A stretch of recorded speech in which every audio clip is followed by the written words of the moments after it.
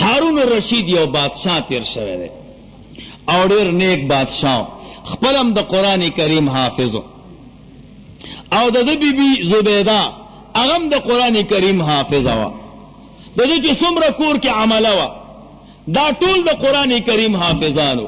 الله دې مونږ او تاسو بار بار د حرمین شریفینو دیدار نصیب کی، چې کله حاجیان د عرفات نه راځي نخی لاس طرف ته د غره په دې لمنه کې یو نیر راغلی، اوس هم د هغې آثار شته. دا زبیدې راوستی،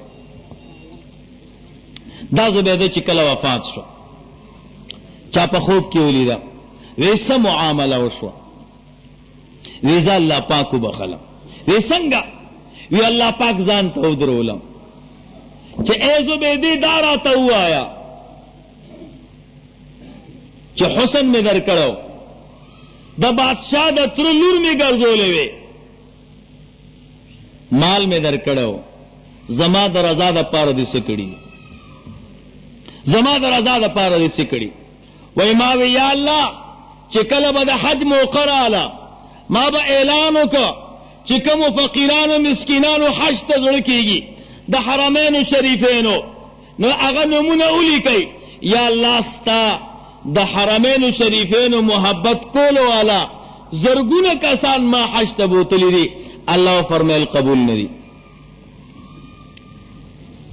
ما وی یا الله چې کله رمضان المبارک راغی زمونږ د علاقې چې څومره فقیرانو هغوی ته ما مالونه ورکولو او د روجې خرڅه به مې ورکوله، الله فرمایل قبول نه دي.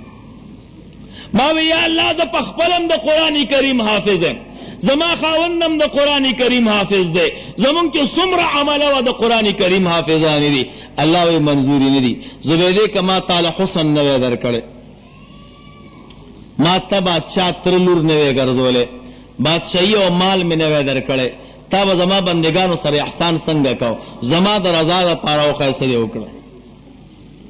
ما وی یا الله هلاکه شو، زما خو دغه سرمایه وه. الله راته وفرمیل یو ورځ تا روټۍ خوړه، یو ورځ تا روټۍ خوړه او جومات کې بانګ وشو، جومات کې بانګ وشو، تا خپلو وینځو ته وي خاموش شئ، د الله پاک نوم یاد شو، تا هم نوړۍ لاس کې نیولې وه او چې څومره وینځې وي هغې هم نوړۍ لاس کې نیولې وه.